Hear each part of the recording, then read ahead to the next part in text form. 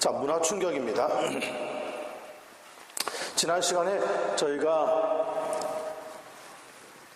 다른 문화에 들어가서 부딪히게 될 때 여러 가지 일어나는 일들에 대해서 오해도 생기고 또 문화적인 오해를 해결하기 위해서 애를 쓰기도 하고 또 가장 중요한 것은 이런 문화적인 접근에 대한 성육신, 인카네이셔널 롤마들을 가지고 이해해보자고 살펴보았습니다. 중요한 것은 다른 문화에 들어갔을 때 우리가 이 문화를 좀 존중해 줄 수 있는 태도가 필요합니다. 자칫 잘못하면은 지난 200~300년 동안 서구 선교가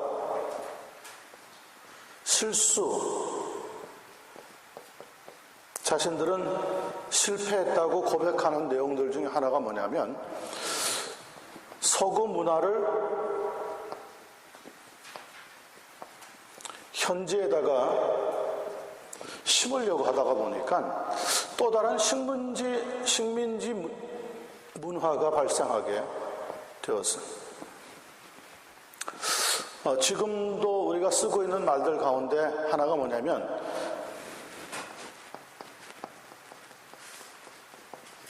(2, 3세계) 이런 이야기를 많이 씁니다. 특별히 남미, 아시아권에 사는 사람들은 스스로를 가리켜서 우리가 2, 3세계에서 온 사람이다. 자, 그러면은 1세계는 어디입니까? 질문할 수밖에 없죠. 결국 그러면은 서구 유럽 대륙에 있는 사람들이 결국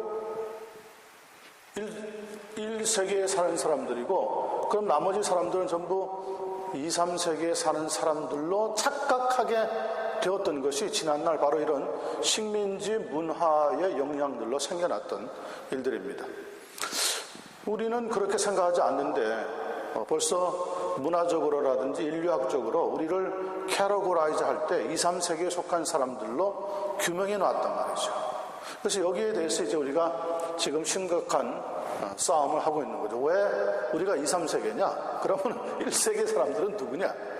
자, 이런 문화적인 갈등을 우리가 잘 서로 존중하고 이해를 해나가야 되는데 3번을 살펴보시니까 이제 컬처럴 샥이라고 하는 게 나옵니다.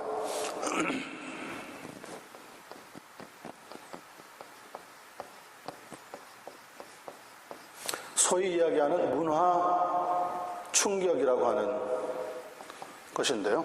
한 문화권에서 다른 문화권으로 들어갈 때 나타나는 심각한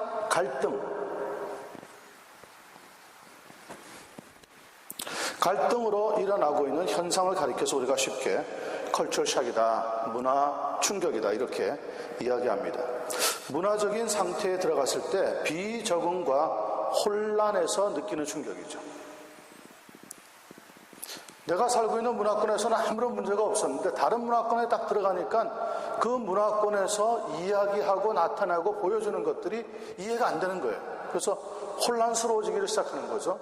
그리고 거기에 적응이 안 되면서 심각한 갈등을 겪기를 시작을 하게 됩니다. 중요한 것은 문화권의 언어와 사회적인 행동에 관한 기본 법칙들을 우리가 잘 모르기 때문에 문화 충격을 겪게 되어집니다. 한국이라든지 미국과 같은 곳에서는 운전할 때 다 레프트 핸드잖아요. 레프트 핸드. 그러니까 왼쪽에 운전대가 있기 때문에 뭐 운전하는 것만큼은 한국에서 운전하다가 미국에 오면 큰 문제가 없단 말이에요. 그런데 영국이라든지 일본 혹은 아프리카 대륙으로 들어가면 운전대가 핸들이 어디에 있냐면 오른쪽으로 있습니다. 그러니까 왼쪽으로 있던 운전대에서 오른쪽으로 운전대가 바뀌니까 운전하는 데서부터 딱 벌써 갈등을 느끼는 겁니다. 길을 가다가 중요합니다. 자, 우리가 이렇게 길을 갑니다. 사거리를 만났습니다. 미국과 같은 나라는 여기에 신호등이 있으니까 신호등 따라서 움직이면 됩니다. 그런데 이렇게 오른쪽으로 운전대가 있는 나라들은 대부분 다 그렇지는 않지만 대부분 우리가 이야기하는 로터리라고 하는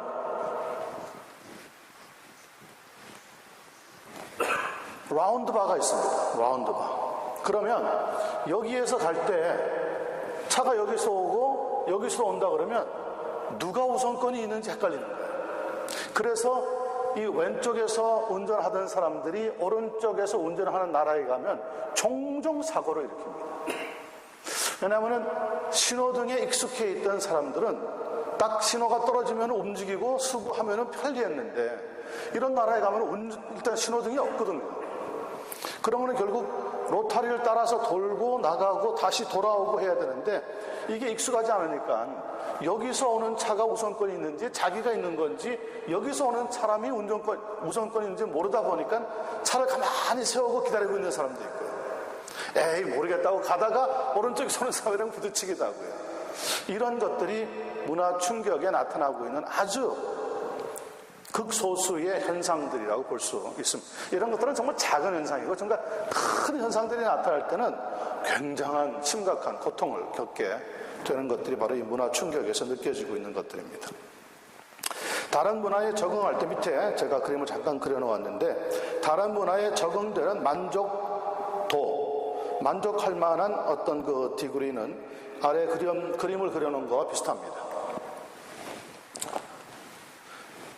여기를 지금 만족도라고 볼 때 여기는 시간이 걸립니다.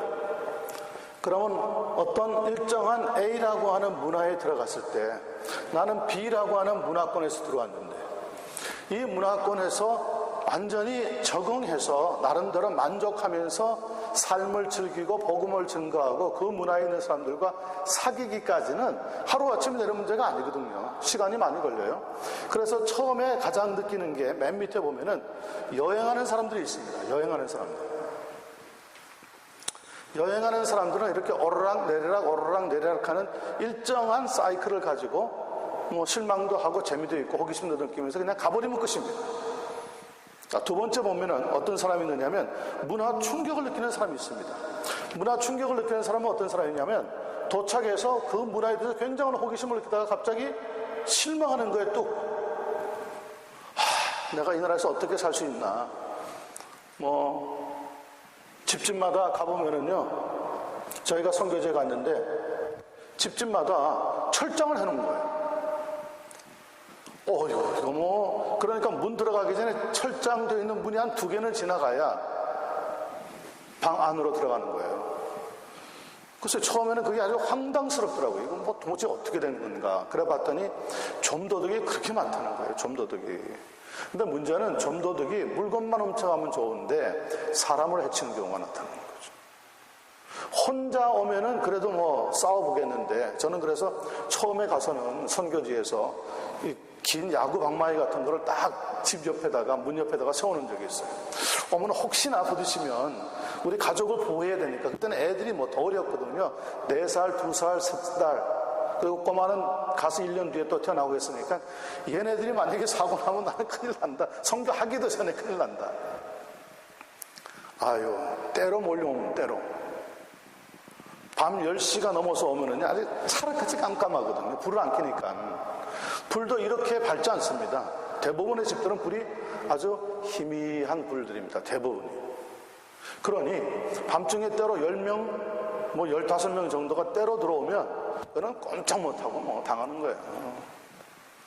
쇠 창살로 문을 만들어 놨어도 그거를 자르는 기계를 가져와서 뚝뚝 끊어요. 뚝뚝 끊어. 그래 들어오는 거예요. 왜? 우리는 외국인이거든요. 현지인들끼리는 딱 보면은 저 사람은 털어봐야 나올 게 없다. 근데 외국인은 딱 보면은 이 사람은 털면은 나오겠다. 이런 생각이 드는 거죠. 그러니 그런 문화권에서 살면서 처음에 어디 나가는 것도 시내 나가는 것도 물건 사러 가는 것도 장을 보러 가는 것도 다 힘든 거예요. 다 힘든 거예요. 거기다가 애들이 또 가니까 물이 잘 안 나오니까 옷을 입고 나가면 애들이 다 먼지 여기가 이렇게 도로 시스템이 기가 막히게 잘 되는 게 아니라 대부분 흙길이거든요. 흙길. 애들이 나가서 놀다 보면 뭐 잔뜩 흙을 묻혀가지고 돌아오는데 이거 씻으려 그러면 여기 같이 워싱머신도 없었고 손으로 빠는 건데 집사람이 아기를 그때 막 배가지고 있을 때인데 뭐 이게 너무너무 엉엉 우는 거예요. 빨래를 하면서. 애들이 안 나갔으면 좋겠지. 그럼 안 나가면. 근데 또 그럴 수는 없잖아. 애들이 또 그냥 어떻게 해가지고 또 기어나갑니다. 동네 애들이랑 놀다가 들어오면 잔뜩 묻혀놓으면 또 잔뜩 벗어. 그렇게 하는 반복되는 게 2달, 3달 가니까요. 선교하기도 전에 지치더라고요. 지쳐. 이런 문화권에서 이제 문화 충격을 겪으면 하나님의 말씀으로 내가 이들에게 복음을 전하리라 하는 어떤 호기심 같은 관심이 쫙 올라가다가 갑자기 뚝 떨어진다고.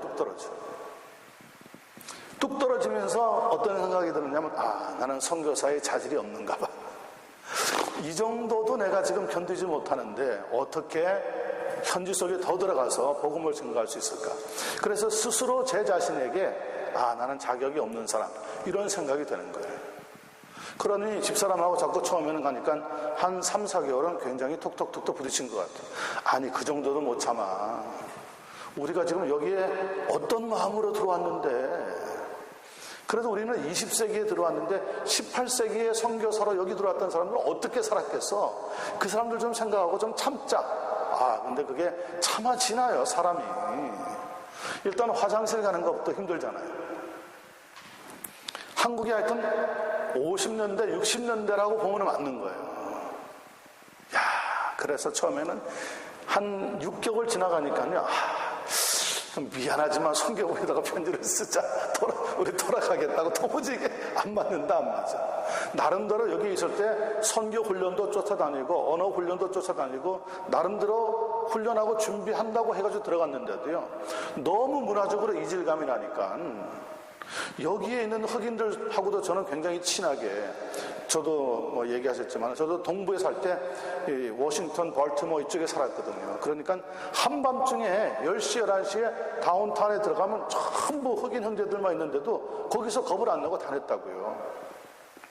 그런 살벌한 곳에서도 흑인 형제들이랑 사이좋게 지냈는데 아프리카에 있는 순진한 사람들이랑 사역하는 거는 뭐 한 절반만 노력해도 되지 않을까. 어이구, 그게 무슨 말도 안 되는, 가서 부딪혀 보니까요 얼마나 고집이 센지요.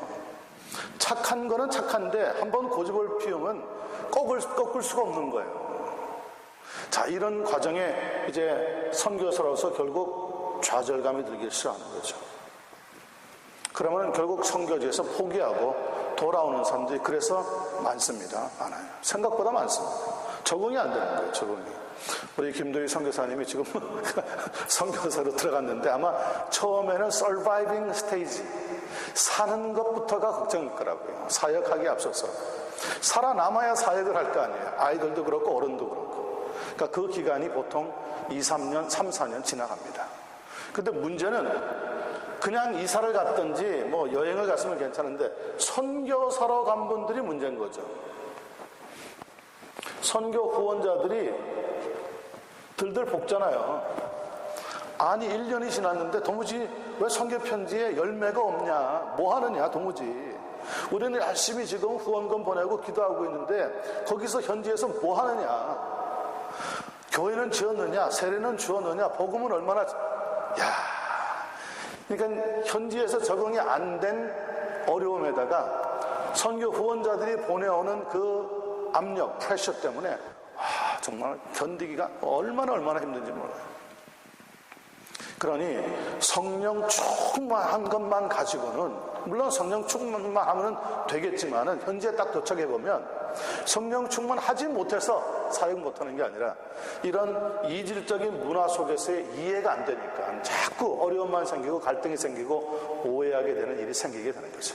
세 번째 중요한 사람이 나옵니다. 어떤 사람이 나오느냐면 이제 적응된 이중 문화권 사람이 나옵니다. Adjusted by cultural person. 선교지에 들어가면, 다른 문화권에 들어가면 제일 중요한 것은 사실 언어입니다. 언어를 빨리 배우는 게 좋습니다. 언어에서 가장 많은 충격을 만나기 때문에 그렇습니다. 그런데 이 바이링걸이 되는데도 해결이 안 되는 게 뭐냐면 바이컬처가 안 되면 사역을 오래 하기가 힘이 듭니다. 그리고 현지인들로부터 존경을 받기가 어렵습니다. 그래서 이중 문화권자가 된다고 하는 것은 이중 언어권자에다가 이중 문화라고 하는 두 가지가 잘 합쳐진 아주 균형 잡힌 사람이 되는 겁니다. 그러면 이렇게 지금 다운되어 가지고 지쳐있던 사람이 어떤 태도가 그 다음에 나타나기 시작하느냐면 이제 업되기를 시작합니다. 쫙 올라갑니다. 아주 상승 무드를 타고 이제는 말도 통하죠. 그 나라 문화도 알겠죠. 가서 이제 복음도 전하면 복음을 전하는 사람들도 생기죠. 교회도 세워지죠. 하고 싶은 일들이 하나 둘 프로젝트로 만들어집니다. 그러면 그때부터는 또 어떤 일이 발생하느냐면 일 중독에 빠집니다. 그래서 사역이 주로 무엇 중심으로 바뀌느냐면 말씀 중심에서 프로젝트 중심으로 바뀝니다. 교회 하나 지었는데 사람들이 100명, 200명 온단 말이에요. 이 사람들 데리고 뭔가 할 수 있겠다. 그래서 또 지도자를 추려가지고 또 학교로 이번에 짓습니다. 그래서 지도자 학교 집어넣어가지고 그 사람들과 함께 막 일하다 보니까 또 자기들 친구들을 막 끌어온단 말이에요. 그러면 학교가 100명, 200명 되면 그다음부터는 이 사람들한테 들어가는 재정이 엄청나게 필요해진다고요. 그러면은 또 프로젝트를 또 하나 짓고 자꾸 그다음부터는 프로젝트를 사역으로 삼게 됩니다. 예를 들면 농장 사역하는 분 하나를 잘 했는데 그거를 현지인들한테 물려주고 자기는 그것과 연결시켜서 말씀을 증거하고 교회를 세우고 하는 어떤 지도자 훈련 쪽으로 방향을 맞추면 좋은데 하나를 하고 나니까 경험이 생기잖아요. 이거 하니까 되더라. 그 노하우를 가지고 이번에는 더 큰 농장지를 사는 거예요. 그런데 대부분의 선교지에서는 다른 문화권에서는 대지, 땅을 개인 명의로 사기가 어렵습니다. 땅을 안 줍니다. 그러니까 사더라도 99년 리스입니다. 99년 리스예요. 자기 땅이 아니에요. 이 땅 위에다가 이제 그 다음부터는 엄청난 재정을 갖다 붓는 거죠. 붓다가 보면 이런 컴파운드가 하나 한 10에이커 정도 땅에 생겼다고 합시다. 여기다가 교회도 짓고 여기다가 학교도 짓고 여기다가 병원도 짓고 여기다가 현지 아이들을 위해서 유치원도 짓고 이거 지을 때마다 여기다가 거의 10만 불 이상씩 미국이나 한국에서 후원을 받아야지만 되거든요. 이렇게 몇 개를 짓고 나서 결국 이 안에 또 이제 목사 사택도 짓고 지도자 학교도 짓고 이러다 보면 이 안에 100만 불, 200만 불 막 들어갑니다. 문제는 이거를 우리가 선교 사역이라고 평을 할 수 있느냐의 문제예요. 선교사님은 선교 사역으로서 기가 막히게 일들을 벌인 거죠. 프로젝트 중심으로. 그런데 이 안에서는 누가 왕이냐? 선교사가 왕인 거예요. 선교사 말 한마디면 다 통하는 거예요. 저거는 그리스도의 왕국이 아니라 선교사의 킹덤이 만들어지는 거예요. 그러면 선교사님은 여기에서 떠나고 싶겠습니까? 안 떠나고 싶겠습니까? 안 떠나죠. 문제는 은퇴하고 나서 이번에는 아들을 불러옵니다. 여러분, 미국이나 한국에서 교회 세습하는 것만 문제가 아니라 선교지에서도 세습죄가 일어나고 있어요. 선교지에서. 이러다 보니까 이 주변에 있는 땅들을 자꾸 사는 거 아니에요? 현지인들을 싼 값으로 땅을 사가지고 자꾸 넓혀가는 거예요.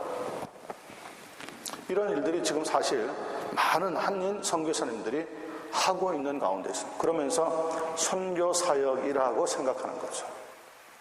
근데 이것은 심각한 자기 오류입니다. 선교사님은 사도 바울이 만약에 이렇게 사역을 했다면 선교적인 방법으로 우리가 배울 수 있겠죠. 근데 사도 바울은 교회를 세우면요, 아무리 길어도 4년에서 5년 지나가면 다른 곳으로 또 옮깁니다. 그분의 선교 전략을 보면 얼반 미션 스트래티지라고 해서 도시 가장 중점적인 거점 지역을 딱 찾아내서 거기에 들어가서 집중적으로 사역을 하고 그 다음에는 현지 지도자를 세우면 다른 곳을 향해서 떠나는 거예요.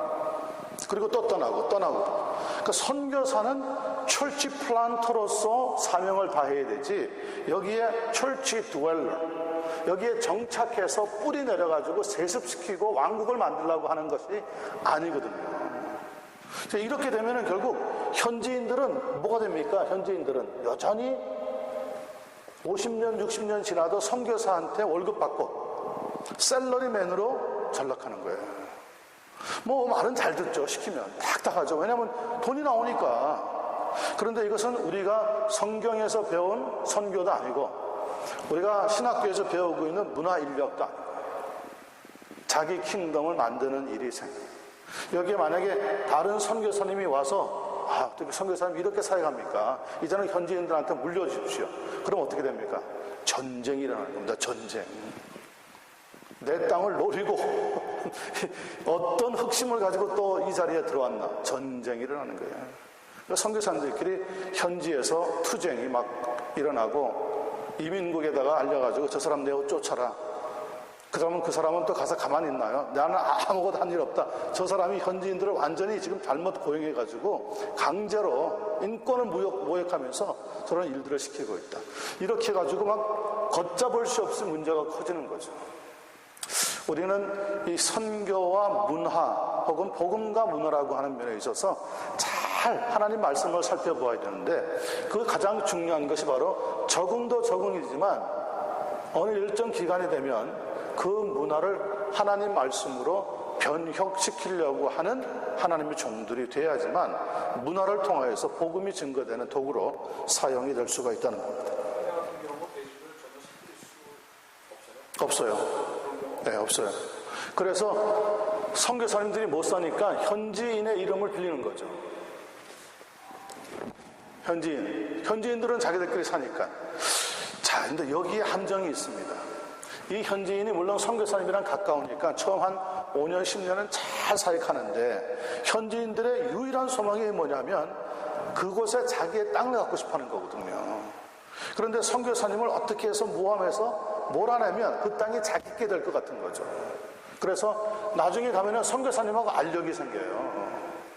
선교사님이 외부에서 손님들을 모셔와가지고 우리 사진들 못 살고 힘든 것만 잔뜩 찍어가지고 외부에다 보내가지고 후원금 받고 있다. 그러면 아프리카 정부는 누구 편 들겠습니까?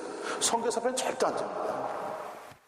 현지인 편 들죠. 그래서 이 땅을 빼앗기고 이 현지인 명의로 되어 있는 것을 주라고 결정이 나르게 되는 경우가 종종 있죠.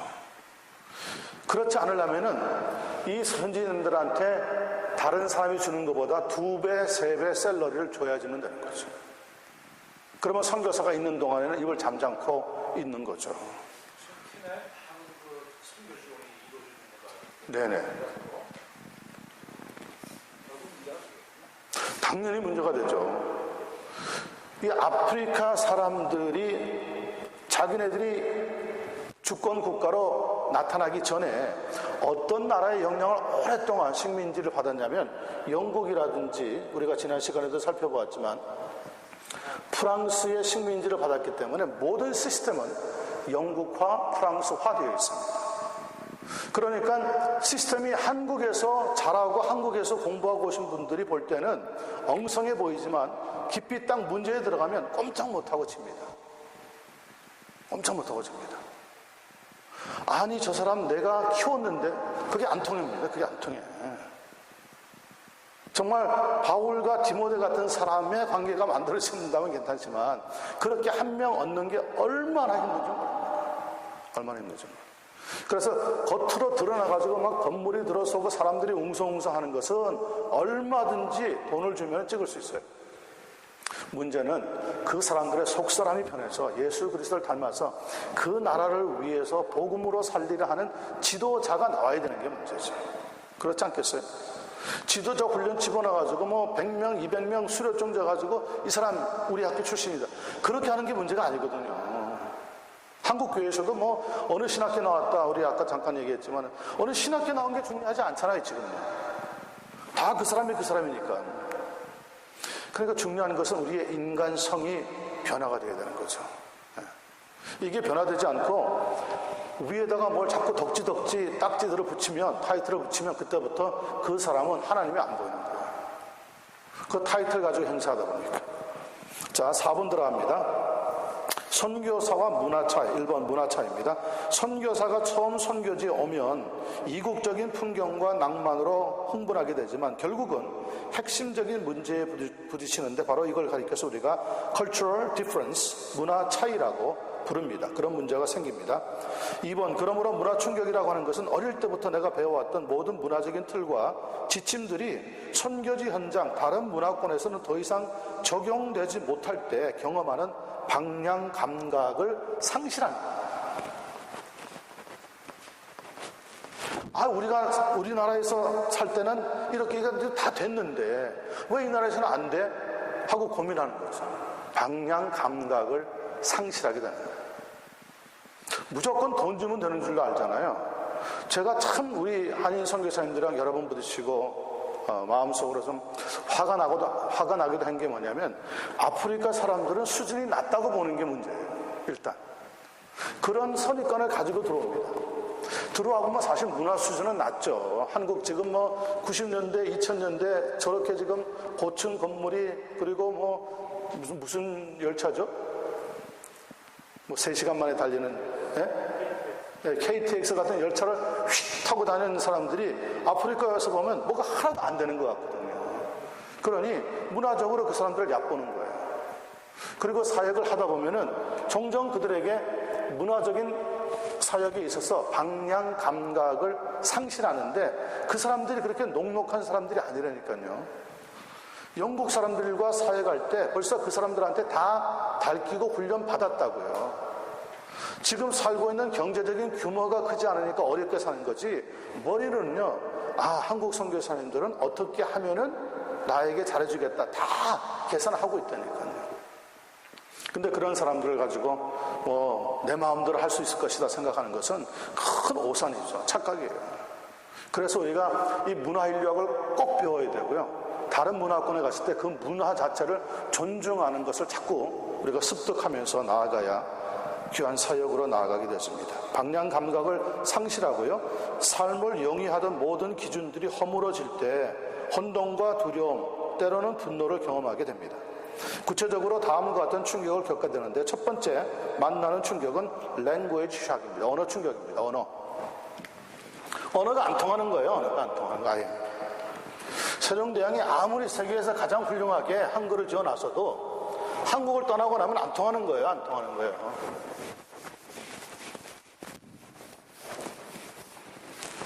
자, 그러니 언어가 안 통하니 선교지에 딱 현장에 도착했는데 선교 현지에 있는 사람을 만났을 때 이 사람들이 나를 인도한다 그럴 때 겁이 나지 않겠습니까? 덜컥 어디로 끌고 갈지, 나를 제대로 끌고 갈지 인도해준다고 하는데 혹시 나를 어색한 곳으로 끌어가가지고 짐을 잔뜩 가지고 지금 가족들이랑 내렸는데 차를 태우고 선교지로 가자 그럽니다.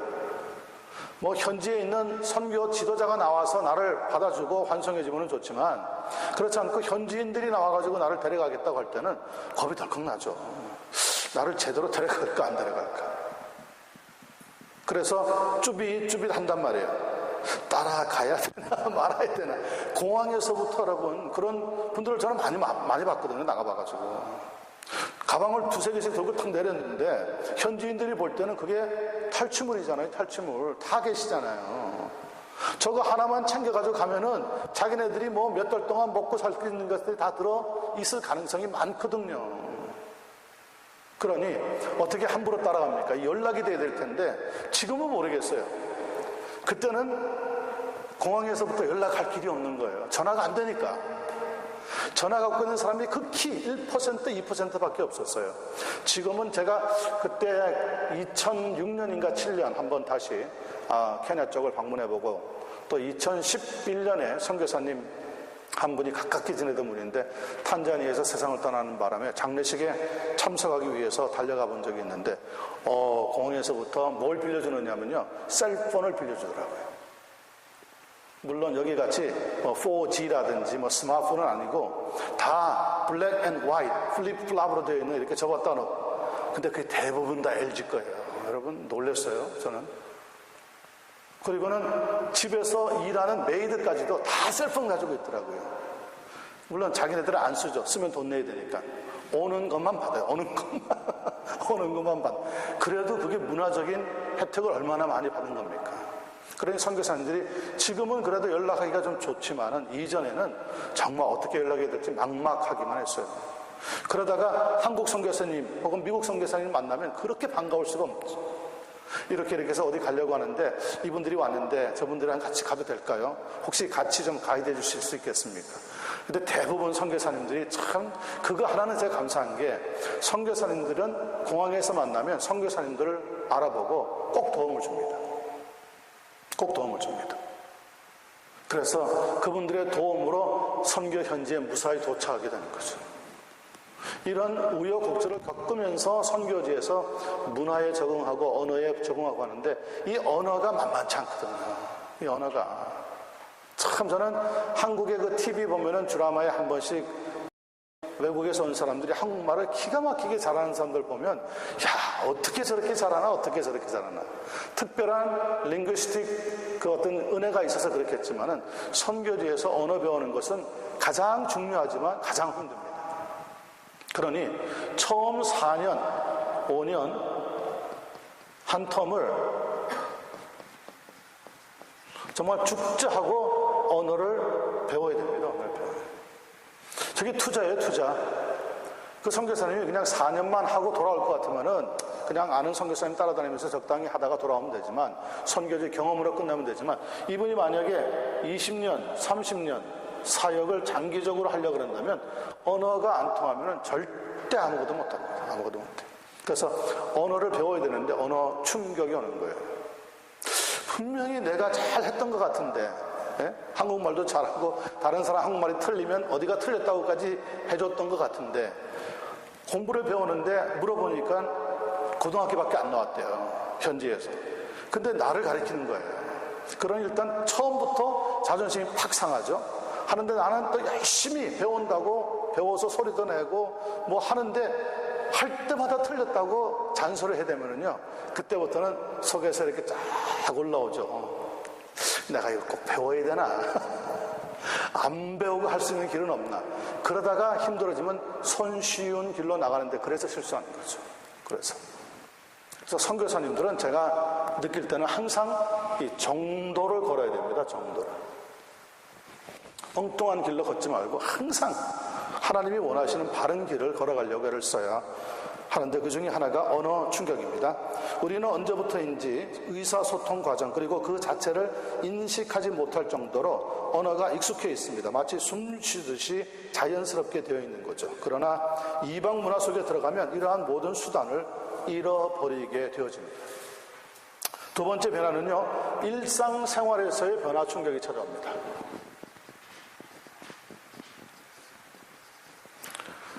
언어 충격이 서서히 내게서 찾아오고 익숙해지면서 일상생활의 변화가 오는데, 예를 들면 단순한 일상의 일들, 장 보는 거, 요리하는 거, 은행에 가서 일 보는 거, 세탁, 우편물, 치과 치료 등등이 갑자기 어려워지기를 시작을 합니다. 누구를 만나야 하는 건지, 어디에 가서 뭘 사야 되는 건지, 상당히 그 문화권에서 나는 완전히 어린아이같이 되어버리는 거예요. 두 번째, 그뿐 아니라 단순한 일조차도 큰 정신적인 부담이 되고 많은 시간을 소모하게 됩니다. 가니까요, 자동차가 거짓말 안 하고 딱 여기보다 3배가 비싸더라고요. 3배. 그러니 새 차를 산다는 것은 생각을 못 하는 거예요. 생각을. 그때 저희가 여기 같으면 한 500불짜리를 갖다가 거의 5,000불에 산 적이 있어요. 그랬는데도 5,000불에 샀는데 저 차가 안전하다고 누가 장담해 줄 수 있느냐? 그건 없습니다. 만나서 잘 걸려야 돼요. 그런데 차 타고 다니다 보면 고장이 난다든지 하면은 차를 갖다가 맡길 메케닉이 없는 거예요. 여기 같이 중간중간에 게스테이션이라든지 메케닉이 있어서 차를 고치는 게 아니라 한 도시에서 한 도시에 가야지만 하나 만나는 거예요. 그러니 차는 절대적으로 필요한데 선교사님들한테 일하기 위해서는 차가 제대로 안 갖춰지니까 일단 가져간 돈이 별로 없으니까 여기 같이 생각하고 중고를 사는데 중고를 사면은 큰 낭패를 만나는 거죠. 그러면은 적어도 1, 2년 혹은 새 차를 사야 되는데 이거는 가격이 어마어마해요. 보통 7만 불 정도 이렇게 하니까. 그리고 미국같이 저는 지금 아프리카의 경우를 드는 겁니다. 미국같이 앞에 본네트를 딱 열면 엔진이 꽉 차 있어가지고 에어컨이 돌아가고 레디에이터 돌아가고 막 그런 차들은 아프리카에 갖다 놓으면 3개월이 안 돼서 탁 차가 서버립니다. 왜냐면 먼지를 소화시키지를 못해요. 그러니 거기에서 날씨는 더운데 후덥지근한데 에어컨디션이 잘 나오면 너무 좋겠는데 에어컨을 쓰려고 생각하면 그 차는 얼마 못 가서 폐차시켜야 돼요. 파트도 비싸죠. 메케닉도 없죠. 그러니 어떤 차를 고르느냐면 주로 큰 랜드로버 같은 차 빌려가지고 그 안에 있는 엔진들을 다 뜯어냅니다. 다 뜯어내고 레디에이터만 돌아가면 됩니다. 그래서 차를 다 개조하는 거, 리컨디션 한다 그러는데 우리가 다. 그리고 미국같이 차가 딱 바닥에 붙어서 가는 차들은 그 스프링 있는 것이 다 작살납니다. 차가 가다가 뒤치가 이렇게 계속 길마다마가 파여 있고 돌멩이가 튀어나와 있기도 하고 흙길이지만 어디에 구멍이 나 있기도 하고 그런 데를 다닐라 그러면은 보통 여기 같은 승용차 세단 가지고는 절대 안 되거든요. 그러니 차가 높아야 돼요. 높은 차들을 운전해 보셨지만 얼마나 몇 시간 가면 피곤하고 힘든지 몰라요. 그래도 해야 돼요. 그래도 선교하기 위해서. 그러니 차는 절대적이고 비싸기는 엄청나게 비싸고 메케닉을 잘 못 구하고 이런 일상생활에 가장 필요한 것들부터 당장 내가 해결할 길이 없는 거예요. 그래서 선배 선교사님들을 찾아가야 됩니다. 잘 가셔서 선배 선교사님들은 와서 처음 2, 3년 어떻게 삶을 살아갔는지 그걸 듣고 배우고 경청하고 겸손하게 학습하고 난 뒤에 우리도 거기에 잘 맞추어가지고 사역을 해야지. 선교지 현장에 가면은요, 어떤 사람들은 저 선교사님 선교지에 가면 선교사님들이 다 후줄근하거든요. 먼지 속에 사는데 여기 같이 메이크업 바를 시간이 어디 있습니까? 모자 하나 쓰고 아침에 일어나면 나가서 그냥 먼지 속에 있다가 또 들어오고 돌아오면 식사하고 그냥 그대로 떨어져가지고 자고 아침에 또 일어나고 또 사역을 하고 이러는 판인데 여기 같이 바지를 좋은 걸 입겠습니까? 치마를 예쁜 걸 입겠습니까? 안 되거든요. 안 돼요. 그러니까 그런 걸 감안하고 나서 사역을 하면 우리의 일상생활들이 얼마나 여기에서 중요하고 고맙고 거기에서는 얼마나 힘들다 하는 것을 상상할 수가 있어요. 자, 세 번째는 어떤 변화의 충격이 오느냐면 관계성의 변화의 충격이 찾아옵니다. 사람과의 관계를 유지하는 것은 사실 본국에서도 쉬운 일은 아닙니다. 우리의 성격이라든지 기질 때문에 안 되는 경우가 참 많은데 다른 문화권에서는 어떤 때는 거의 극복하기 어려울 만큼 될 때가 있습니다. 저는 저희 선교부가 PCA라고 하는 미국에서도 상당히 보수적인 신학을 가지고 있는 신앙을 꼭 목사님들에게 주진시켜주는 교단이 있는데 이 교단에서 선교사로 파송을 받아서 현지에 들어가서는 AEPC라고 하는 Africa Evangelical Presbyterian Church, 아프리카 복음주의 장로교회하고 손을 잡고 일하게 되었어요. 왜냐하면 우리 PC의 선교 정책이 뭐냐면 나가서 너희가 선교사로 사역을 하되 복음을 가르치고 신학을 가르치고 다 가르칠 때 개혁주의 신학을 바탕으로 해서 가르쳐라. 이렇게 선교 원칙이거든요. 그게. 그래서 현지에 가보니까 이 AEPC라고 하는 교단이 한 40개 교회 정도 있는 아주 조그마한 교회였는데 이 교단의 선교사로 제가 자원해서 들어갔어요.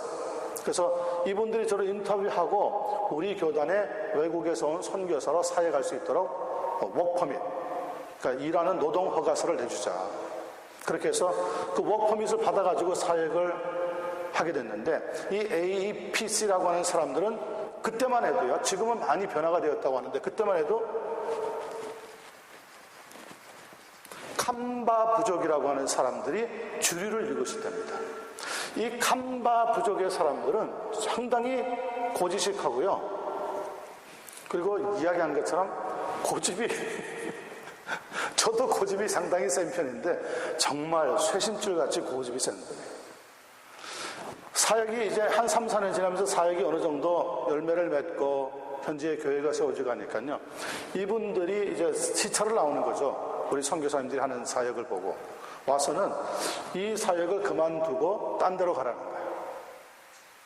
그런데 아직 이 사역이 지금 어떤 궤도에 오르기에는 2, 3년 더 필요했는데, 일단 교회라고 하는 건물이 딱 들었으니까 이분들 생각에는 빨리 자기네들에게 넘기고 또 다른 데 가서 지으라고 아마 그런 생각을 가지고 있었던 것 같아요.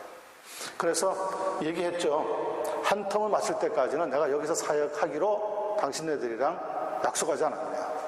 아직 2년 정도 더 남았는데 여기서 계속 사역하고 싶다. 안 된다는 거예요. 나가라는 거예요. 와, 그렇게 해가지고 현지에 있는 지도자하고 한 2달 정도 씨름을 했던 것 같아요. 제가 그랬죠. 그러면 여기에서 우리가 다른 데로 가면은 이 사역을 누가 그러면 받아가지고 할 수 있겠느냐. 자기네들이 보내겠대, 무조건. 보내겠다는 거예요. 그런데 이 40개 있는 교회의 대부분이 딱 하나만 나이로비라고 하는 얼반 도시의 교회가 있었고요. 나머지 39개는 캄바 부족들이 살고 있는 아주 버스로만 달려도 9시간에서 10시간 걸리는 아주 촌에 들어가 있었습니다. 그러니까 이분들은 그 케냐에서 국어라고 말할 수 있는, 우리가 말하는 한글이 국어라면 이 사람들은 스와힐리라고 하는 것이 국어인데, 이 캄바에 있는 분들은 스와힐리를 하는 사람이 없어요. 다 캄바 부족말만 쓰는 사람들. 그런데 이 사람들이 여기 와가지고 어떻게 사역을 하겠느냐. 그래서 이제 결국 그분을 수습 목회자로 2달을 불러봤어요. 그래서 저는 옆에서 이제 지켜보면서 만약에 2달 정도 기간을 줘가지고 이 사람이 여기서 잘 적응하고 현지인들이랑 사역이 된다면 오케이, 우리 과감하게 아깝지 않다, 물려주고 또 딴 데 가겠다. 2달이 아니라 1달도 안 돼가지고 수습 목회자가 왔다가 손을 든 거예요. 캄바 말로 아무리 설교해도 알아들어야 말을 하죠. 그 사람도 와서 문화 충격을 느낀 거예요. 똑같은 케냐 땅인데 다른 부족에게 가니까 문화가 다른 거죠. 그렇게 해서 다시 이분들이 불러가지고 사역을 계속 해달라. 만약에 제가 그러지 않고 한번 크게 현지에서 싸웠더라면 아마 그 뒤에 사역은 할 수가 없었을 겁니다. 자존심은 무지 상했죠. 그러나 그분들을 이해하면서 좋은 대안을 마련해서 불러와서 사역하면서 본인들이 힘들어서 못하겠다고 하니까 이제 현지에서도 지도자들이 나를 인정하고 사역할 수 있도록 그 다음부터 적극적으로 밀어주는 것을 경험한 적이 있습니다. 여기서도 마찬가지일 거예요. 아마 사역이라는 게 이민교회라고 해서 특별한 어떤 묘안이 있어서 하는 게 아니라 하나님 앞에 기도하고 하나님의 방법으로 사역하고 신앙생활 하려고 하는 것이 가장 중요하다고 생각되는데, 그 중에 하나가 바로 이 관계의 변화에서 찾아오는 충격입니다. 네 번째는 이해력의 상실입니다. 이해력. 이해가 잘 안 되는 거야, 뭐든지 해도.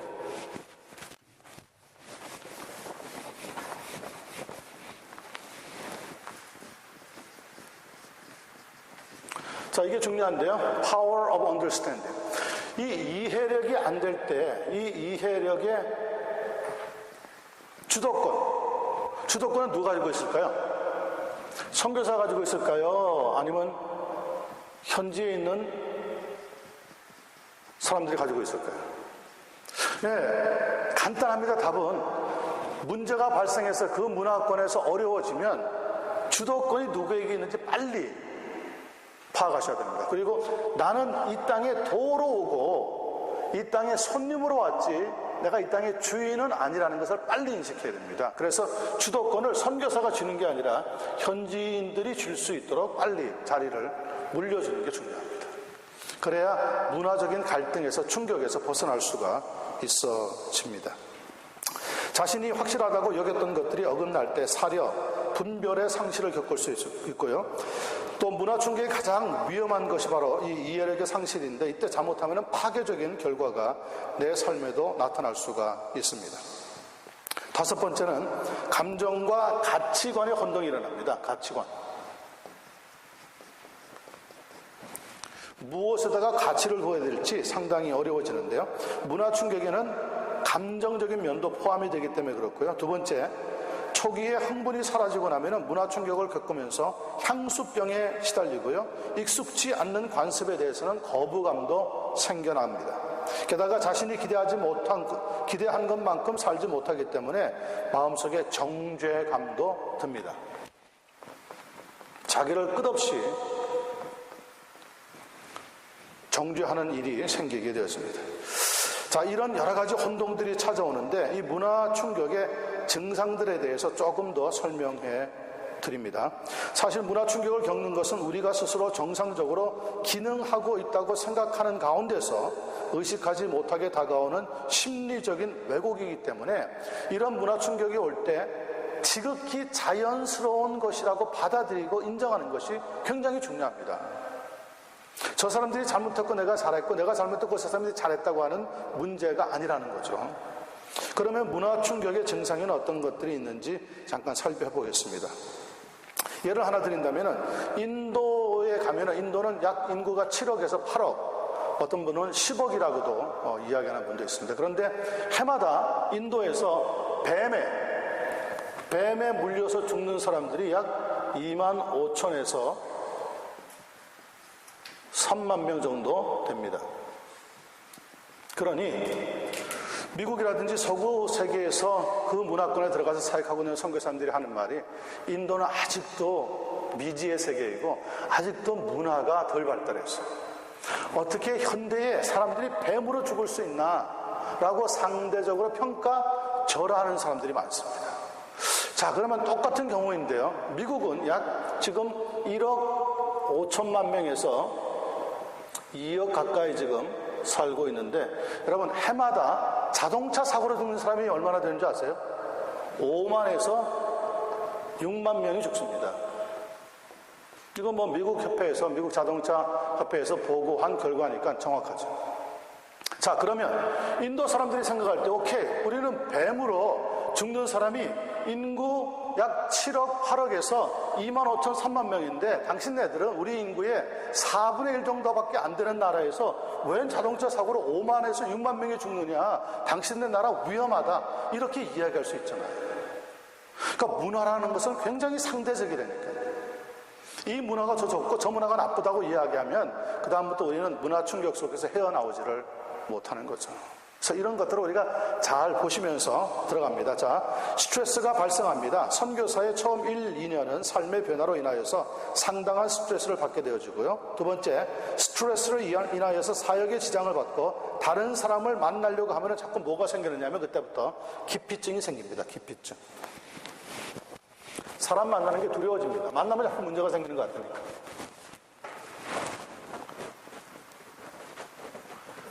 사람 만나는 게 두려우기 시작하는 것은 벌써 내가 문화의 지금 충격으로 인한 증세가 나타나고 있다는 것을 생각해 보시면 빨리 이해가 되어질 겁니다. 두 번째는 신체에 질병이 생깁니다. 스트레스의 공통된 결과는 신체적인 고통에 따르는 질병인데요. 고향에 돌아가고 싶은 어떤 병에 아주 깊이 걸리느냐면 홈식, 향수병에 그렇게 많이들 걸립니다. 향수병. 미국에 오셔가지고도 여러분 한국에 가고 싶어가지고 처음에는 많이 그러셨잖아요. 선교지에 가면 대부분이 자기네 나라에 돌아가고 싶은 생각으로 가득 찰 때가 많아요. 그때 느껴야 됩니다. 내가 지금 문화 충격의 증상을 겪고 있구나. 세 번째는 심리적으로 또 영적 우울증을 많이 만나게 됩니다. 스트레스의 가장 심각한 결과는 결국 우울증과 실패감이고요. 두 번째, 실패했다고 하는 생각이 들면 자존감을 유지하기 위해서 일 중독, 프라젝에 빠지기를 시작합니다. 그래서 프라젝 하나 마치고 나서 만족감이 드는 거야. 내가 그래도 사역을 했구나. 그런데 프라젝은 절대 여러분 선교의 결과로 따라오는 일들이지 그것 자체가 선교는 아닙니다. 더 많은 일을 하려고 하게 되는데 이렇게 하다 보면 결국 문제를 악화시키게 되어집니다. 악화시키게 되어져. 계속 본국에서 더 많은 선교 물품을 받아가지고 현지인들의 마음을 사기 위해서 전달해 주는 일을 벌일 수밖에 없게 되어집니다.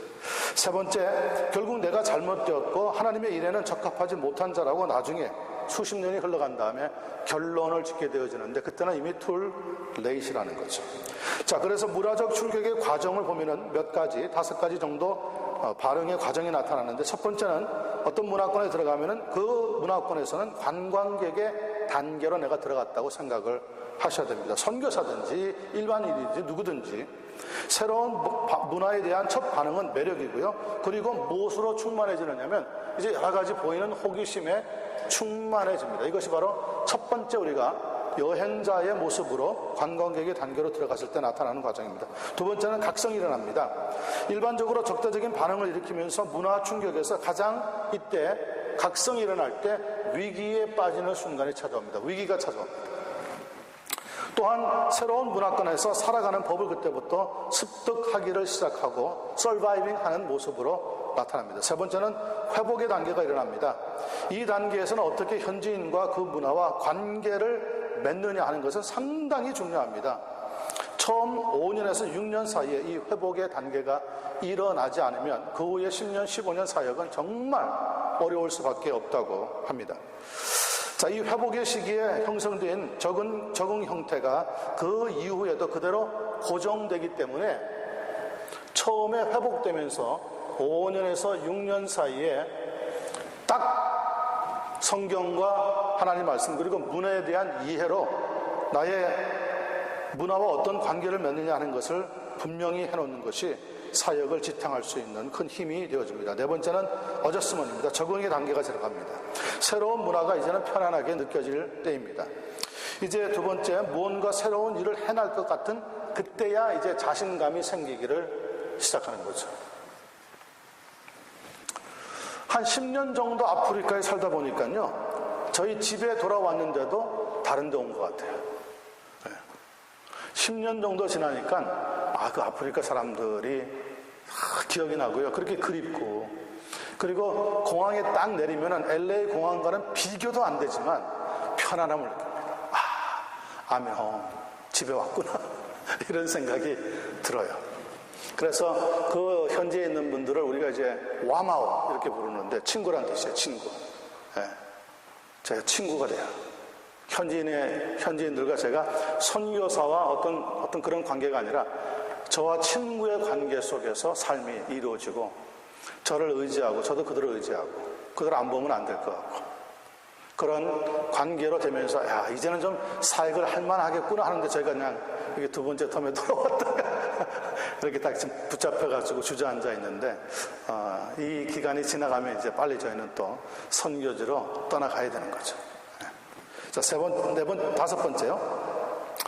자, 이렇게 적응하고 나서 고향으로 돌아갔을 때 혹은 본국으로 돌아갔을 때 이번에 나타나는 단계가 있는데 우리가 쉽게 얘기하는 reverse culture shock, 역 문화 충격이 찾아오게 됩니다. 적응된 문화에서 자기 문화로 돌아갈 때 나타나는 반응인데요. 오랜 세월 해외에 체류한 다음에 본국으로 돌아왔을 때 안식년을 맞아가지고 본국에 살고 있는 자신의 후원자들 혹은 가족들을 보면서 상당히 어이없어 하게 됩니다. 나는 선교지 현장에서 이렇게 고생을 했는데 이분들은 이렇게 살았구나.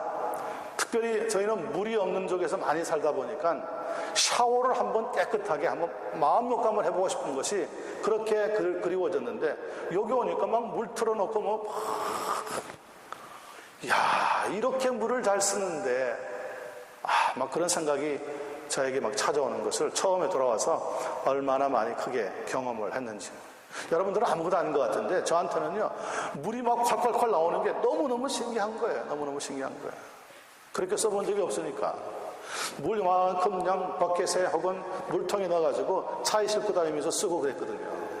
그래서 우리는 물을 어떻게 아껴 쓰는 법을 알죠. 그만한 요만한 거 가지고 제 온몸을 씻는 샤워할 수 있는 방법을 터득을 했으니까. 근데 그렇게 안 하잖아요. 여기는 그냥 딱 벗어놓고 그냥 물 틀어놓고 딴 거 하다가 물이 이제 제법 뜨거운 물이 나온다 그러면 그때 이제 들어가서 씻는 것도 샴푸에다가 비누에다가 우리는 그런 거 없었거든요. 그냥 물 조금 비누에다 묻혀가지고 그 맨머리 위에다가 막 다 바르는 거예요. 그리고 물을 조금씩 뿌려가지고 비누를 제거하는 게 우리의 샤워 방법이었기 때문에 여기처럼 여러분 미국처럼 정말 물 잘 나오는 나라 없습니다. 얼마나 잘 나오는지요. 역문화 충격은 참 그래서 오히려 더 힘들 때가 많은데 모든 것이 사치스러워 보이고 궁핍한 세상에 대해서 이곳에 있는 사람들 혹은 선교 후원자들이 무관심한 것 같아 보이면서 분노와 실망을 느끼게 되어집니다. 결국 자기의 고향 문화에서도 나는 어떤 사람이 됩니까? 문화 속에 이미 들어갔다 왔던 사람은 그 문화권에서도 이방인이 되는 겁니다. 이방인. 돌아왔는데 여기서 쓰고 있는 말을 한마디도 못 알아듣겠는 거죠. 예?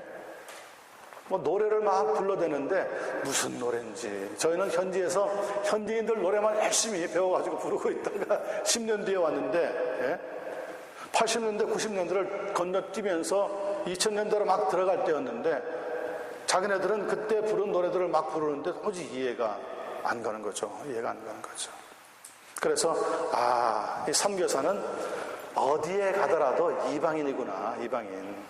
그런 마음을 느끼면서 결국은 이제 어떤 생각을 갖느냐면 나는 한국 문화권자도 아니고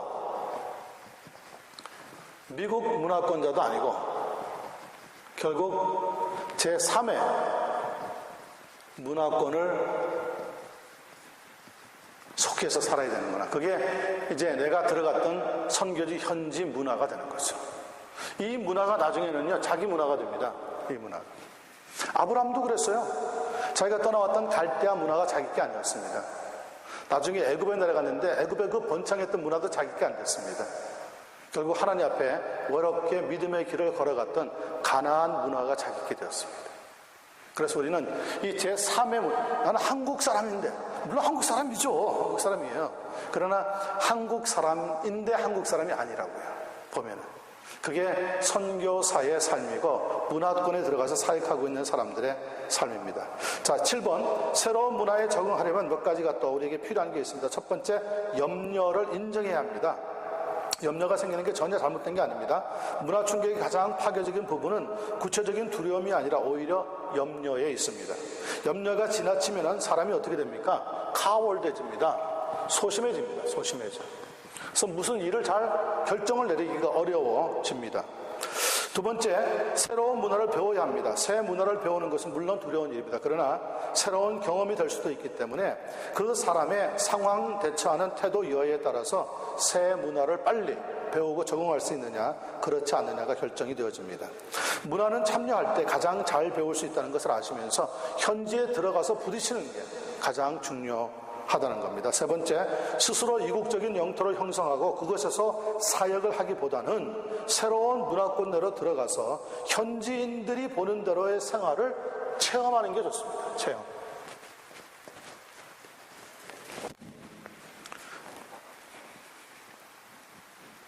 현지인으로부터 잘 배운다면 그들에게 전도할 수 있는 중요한 수단이 될 수도 있기 때문에 그렇습니다. 세 번째는 새로운 문화에 적응하려고 하면 신뢰를 쌓아야 됩니다. 신뢰. 타인에 대한 우리의 관심은 그냥 스쳐 지나가는 게 아니라 진정성이 있어야 됩니다. 진정으로 그 현지인을 사랑하고 아끼고 당신네들을 위해서 내가 복음을 가지고 왔고 이 복음을 전하기 위해서 몇 년 동안의 준비 과정을 거쳐서 여기 왔다. 이런 마음이 딱 들어서 현지인이 느낄 때도 정말 저 사람은 준비되어서 우리에게 하나님의 복음을 예수 그리스도의 복음을 전해주기 위해서 왔구나. 이런 마음이 느껴져야 그 다음부터 사역들이 새롭게 시작이 되어지는 거죠. 관심은 여러 방식으로 드러나지만 신뢰를 쌓는 데 있어서 편견이 없는 열린 마음도 얼마나 중요하다는 것을 현지에서 있다가 보면 배우게 되어집니다. 또 새로운 문화에 잘 적응하려면 스트레스를 해결할 줄 알아야 됩니다. 스트레스 쌓인다고 혼자 속상하지 말고 그 쌓이는 스트레스를 내가 어떻게 잘 해결하느냐를 스스로 배워나가야 됩니다. 결국 스트레스는 다른 사람의 문제가 아니라 스트레스를 해결해야 하는 당사자는 결국 자기 자신이기 때문에 그렇습니다. 자기 자신. 문화권에서 나타나는 스트레스 문제를 다른 사람이 대신 맡아주지 않습니다. 내가 맡아서 해결해야 됩니다. 다섯 번째, 현실적인 목표를 잘 세워야 됩니다. 기독교인들은 분주한 활동을 영적이라고 생각하거나 프로젝트를 많이 세우는 것을 또 귀한 사역이라고 생각할 수 있지만은 거기에 비해서 여가를 갖는 것을 시간 낭비라고 보는 경향이 특별히 우리 한국 선교사님들에게 있습니다. 그래서 어디에 휴가차 내려가는 것을 꼭 놀러 가는 것으로 생각하는 분들이 많아요. 그런데 예수님도 예수님의 제자들과 함께 정신없이 일하러 사역하시다가도 한 번씩 그 제자들에게 뭘 가지라 그랬냐면 너희가 한적한 곳에 가서 쉼을 가지라 말씀합니다. 그래서 이 여가라고 하는 것은 1년에 적어도 3번, 4번 정도 가족들과 함께 여가를 가질 수 있는 마음 준비를 해야 합니다.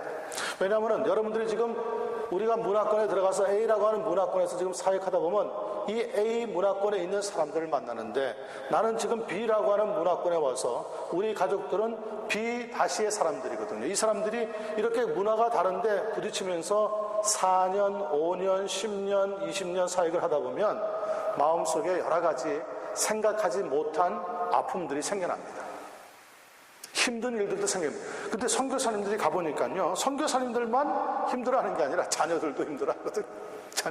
자녀들의 10중 8구의 불평은 뭐냐면요, 아빠가 선교사지 내가 언제 선교사에 온다 그랬느냐, 나 한국에 보내줘, 미국에 보내줘. 그러니 그런 갈등들이 무엇을 통해서 결국 해소를 할 수 있느냐면 가족들 여가를 갖는 것이 꼭 필요합니다. 근데 이 여가를 갖겠다고 해서 그냥 저절로 가져지는 게 아니잖아요. 돈이 필요하다고요, 돈이. 여가를 한번 가려고 그러면. 그때 가족이 다 떠나려고 그러면. 그러니까 여러분들이 사역을 하시면서 사역비에서 1%, 2% 정도를 잘 1년 동안 세이브를 해 놓으셔야 됩니다. 이런 것들은 현지에서 직접 만날 수 있는 지혜들입니다. 그냥 어떤 분은 막 일만 열심히 해야지만 굉장히 아름다운 위대한 선교사라고 생각하는데 그렇지 않더라고요. 저렇게 여가를 가지고 돌아오면 그 다음에 리프레시 되어가지고 다음 사역을 할 수 있는 것으로. 그래서 선교사님들에게는 꼭 뭐가 필요하냐면 안식년이 필요하죠. 안식년.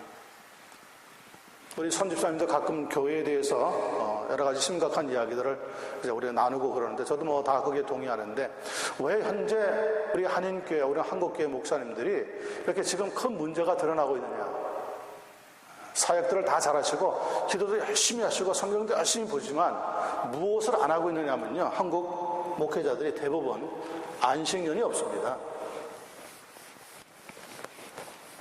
안식년 가지는 것을 굉장히 잘못된 것으로 인식하는 사람들이 많습니다. 그래서 어떤 분은 자랑 삼아 이렇게 얘기합니다. 내가 30년 목회했는데 안식년을 가져본 적이 없어. 그게 자랑입니까? 근데 잘못된 거죠, 그거는. 왜냐, 성경에는 안식년을 가지라고 했는데 6년 사역하고 1년 쉬어라. 근데 저는 목사님들의 고민을 알죠. 제가 목회를 하니까 1년 쉬는 사이에 다른 목사님한테 맡겨놓으면 그 목사님이 다 쉽스틀링 하면 어떡합니까? 물론 그게 걱정이 되죠. 걱정이 돼.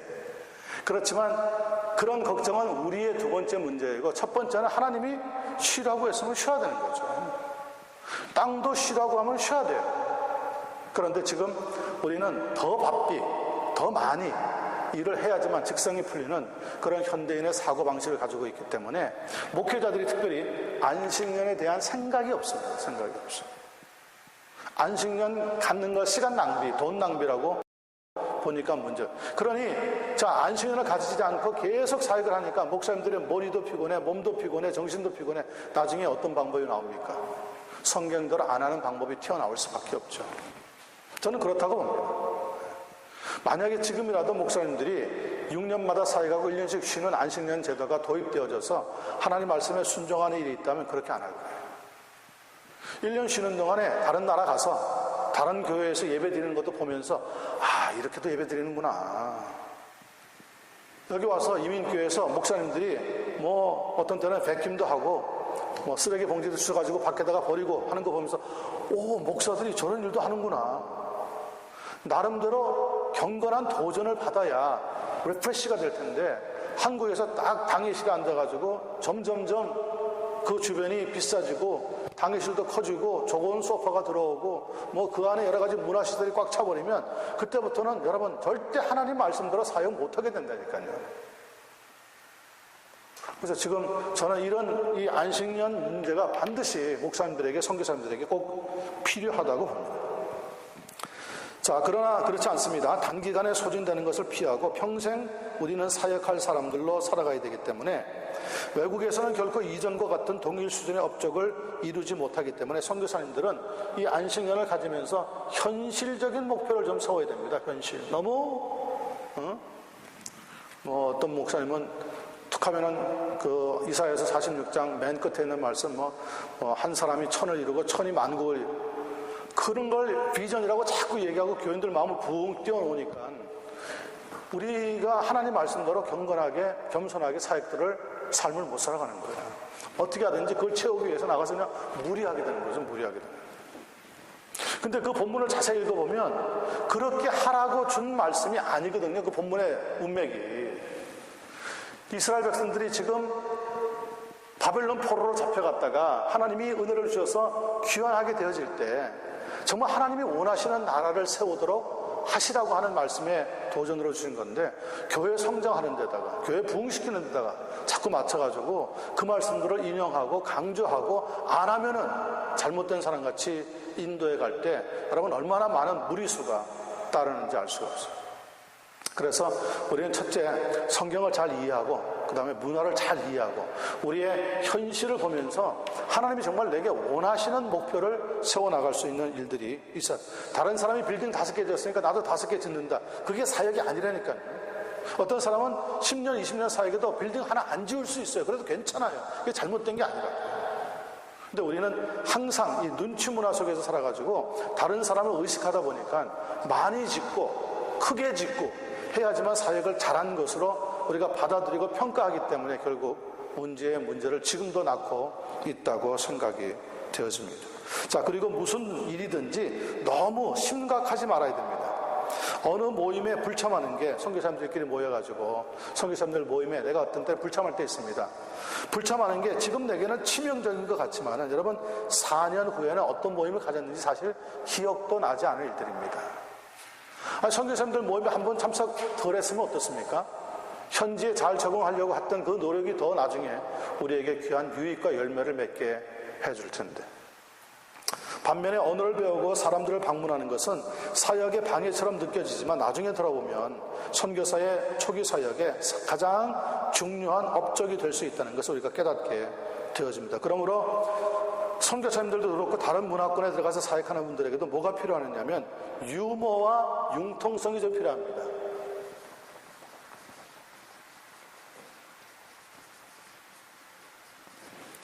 선교사님들이 사역에 바쁘다 보면 유머도 잊어버렸고 융통성도 없고 그냥 고집만 늘어날 때가 있습니다. 그리고 내 사역만 하나님의 사역인 것 같이 생각할 때가 많습니다.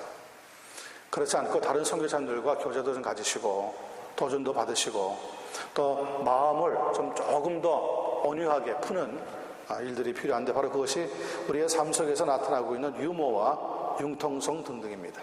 또 무엇이 스트레스의 반작용제로 크게 우리에게 작용하느냐면 감사. 모든 일에 감사, 범사에 감사하는 일은 선교사님들이 다른 문화권에서도 꼭 필요한 요소라고 생각이 됩니다. 7번째는 부담을 나누어야 됩니다. 부담. 혼자 부담을 다 지려고 하면 결국 힘들어서 쓰러질 수밖에 없습니다. 대부분의 선교단체들은 선교지의 선교사들을 돌봐줄 사람을 정해주지 않고 있습니다. 근데 미국 선교지는 역시 선교 역사가 오래돼서 그런지 모르겠지만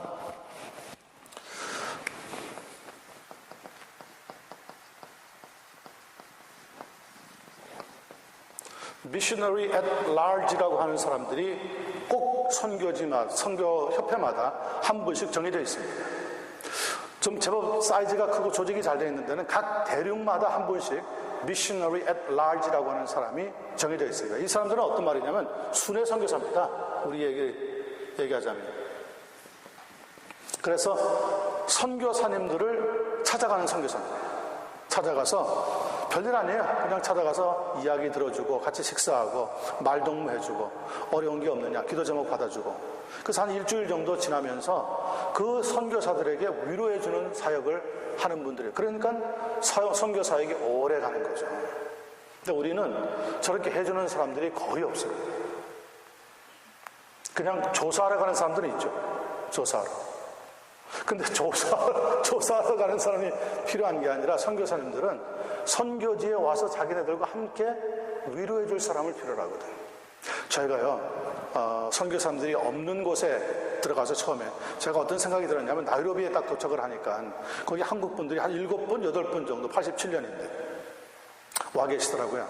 미국 선교사님들도 뭐 그때 한 80명, 90명 있었고, 영국, 독일, 뭐, 여러 나라에서 온 사람들이 상당히 있었는데, 우리 한국 선교사님들이 대부분 다 나이로비에 머물러 있는 거예요. 이유는 하나입니다. 자녀 교육 때문에. 저는 이해는 했죠. 근데 제가 만약에 자녀 교육이 걱정이 되고, 또 도시에서 무슨 물품이라든지 손쉽게 구하는 것 때문에 라고 했다면은 나이로비에 사역하지 않고 저는 흑인촌에 들어가서 사역했을 거예요. 그렇게 지금 사역하고 있는 우리 2세 사역자들도 있거든요. 그래서 나이로비를 떠났죠. 그래서 서쪽으로 한 3시간 정도 현지인들이 있는 곳에 들어가서 이제 사역을 하게 되었는데, 그 사역을 하니까 물론 쉽지 않죠. 어렵죠. 그리고 거기에 사는 사람들은 아무래도 아프리카 사람들도 나이로비라고 하는 수도를 열망하죠. 가고 싶어가지고. 근데 3시간, 4시간 떨어져 있는 사람들은 갈 수 있는 처지가 안 되는 사람들인 거죠. 그러니 그들에게 누군가가 와줘야 되는 거예요. 그래서 저희가 이제 사역을 잘 했는데, 사역을 한 4년 정도 하니까요, 현장에서 매일 만나는 사람이 누굽니까? 집사람하고 저뿐이다. 정말 동해물과 백두산이 마르고 닳도록 그러는데, 저희 집사람 얼굴 보면서 마르고 닳도록 봤어요. 4년 동안. 매일 아침마다, 저녁마다, 낮에. 그러니까요, 이제 한 4년 되니까 할 말도 없더라고요, 할 말도. 무슨 얘기를 하겠어요? 그냥 눈으로 이렇게 하면은, 오늘 뭐가 있지? 그거 다 아는데. 그러다가, 최일신 목사님이라고, 미국의 그 선교, KWMC, 세계 선교협회의 사무총장으로 있던 분이 어떻게 캐나다로 왔는데, 저희가 여기 와 있다고 하는, 저희가 미국에서 처음 사실 우리 1.5세나 2세들 가운데 처음으로 해외 선교사로 파송을 받았거든요. 그러니까 이제 그 목사님이 저희를 알고 있었죠. 우리가 여기 있다고 하는 소식을 듣고 다른 선교사님을 통해 가지고 차를 타고 저희가 있는 현장까지 방문한 거예요. 찾아온 거예요. 거기를. 막 길이 막 엉망이었거든요. 근데 그 사이를 막 어떻게 들어와서 우리를 만났는데, 만났는데 딱 얼굴을 보는데 차에서 내리는데 그냥 울음이 그냥 벌컥 터지네요.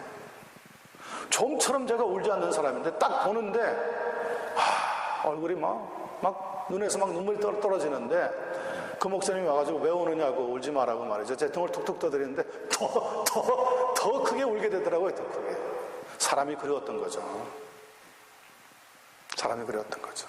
그리고 저녁에 이제 떠나셨는데 한 5시간 정도 앉아 계시다가 떠났는데, 떠나시면서 제 이제 몰골이 그때 말이 아니었거든요. 정말 새까맣게 걸려가지고 이 손에 이렇게 해가지고, 지금은 이렇게 제법 하얀데 그때는 얼마나 새까만지 손톱을 이렇게 쓰면 글자가 다 써질 정도로 아주 탔으니까. 그러면서 힘내라고 하면서 기도해 주겠다 하면서 가기 전에 자기가 신고 있던 신발을 저한테, 미국에서 가져온 신발이죠. 쿠션이 이만큼 있는 거. 저는 그런 게 가져왔던 거 벌써 1, 2년 전에 다 떨어지고 없어지고 현지에서 산 운동화를 신고 있었는데, 그거를 주고 가는데 얼마나 마음이 찡한지 모르겠더라. 그렇게 몇 시간 있다 가는데도 위로가 되더라니까요. 위로가 돼. 그러니까 선교사님들이 왜 병이 드느냐? 사역은 열심히 하는데 누가 와서 한 사람도 자기네들을 만나주는 사람도 없고, 위로해주는 사람도 없고, 무슨 일을 하느냐 물어보는 사람도 없으니까 선교지에서 지치는 거야. 지쳐. 아내는 남편 바라보고, 남편 아내 바라보고 그러다가 시간이 가고 아이들은 어느새 휙 현지에서 커버리고. 그러니까 이 순회 선교사가 꼭 필요하다는 것을 그때 제가 절실히 느꼈죠. 내가 만약에 미국에 돌아가서 선교협회 같은 데 만약에 가담해가지고 사역하게 되면 나라도 보내달라고 하면서 좀 선교지를 찾아가보고 싶다. 가서 그냥 만나만 주고 안아만 줘도 위로가 된다니까요. 그래서 또 힘을 내가지고 사역을 할 수가 있는, 그만큼 문화권이 다른 문화권에서 사역하는 것은 자기가 있던 곳보다 2배 정도 힘든 곳이라는 것을 우리가 좀 이해를 할 수가 있습니다. 그런데도 지금 선교단체들은 선교지에서 선교사를 돌봐줄 사람을 정해주지 않고 있고요. 그러는 가운데 선교사들은 스스로 그런 사람을 찾아내려고 하다 보니까 잘못된 사람들을 만날 때가 많이 있습니다. 8번째, 문화적 충격의 증세. 여러분이 지금 가지고 있는 교과목인데요. 문화와 인류학이라고 하는 책을 쓴 폴 히버트라고 하는 사람이 이 증세가 나타난 것을 퍼센티지로 살펴보았는데 1번 스트레스가 찾아오는데, 어떤 스트레스가 우리가 살아가면서 가장 큰 스트레스냐면 배우자가 세상을 떠날 때, 내 옆에 있던 배우자가 세상을 떠나면 스트레스가 100%로 극대화되어진답니다. 자, 그런데 선교지에서 떠났습니다. 선교지에서 매 마르고 닳도록 바라보던 자기 아내가, 남편이 갑자기 어느 날 자동차 타고 다른 지역에 가다가 사고로 뒤집혀가지고 죽었답니다. 여러분 어떡하겠어요? 하늘이 정말, 하나님 믿지만 하늘이 무너지는 것 같아요. 하나님. 저희도 현장에 있는 동안에 선교사님들이 2사람 세상을 떠나는 걸 우리가 선교사님들이 가서 현지에서 시체 안치소에 가서 끄집어내가지고 가져와가지고 장례식도 치르고 했는데, 선교지에서 만약에 자기 아내나 남편 혹은 자기 자녀들이 세상을 떠난다, 그거는 정말 어떤 말로도 위로가 안 되는 가장 큰 스트레스 중에 하나입니다. 그런데도 선교사님들은 눈물을 감추고 또 슬픔을 감추고 그 다음날부터 또 사역을 해야 되잖아요. 사역을 해야 되죠. 그러니까 그런 것들을 여러분 생각하실 때 선교사님들이 얼마나 지금 힘이 들어할지를 우리가 좀 생각을 해봐야 합니다. 또 2번째 스트레스가 큰 거는요, 이혼할 때 73%까지 스트레스가 올라간다고 하고요. 가까운 가족이 죽으면 63% 정도 스트레스가 올라간다고 해요.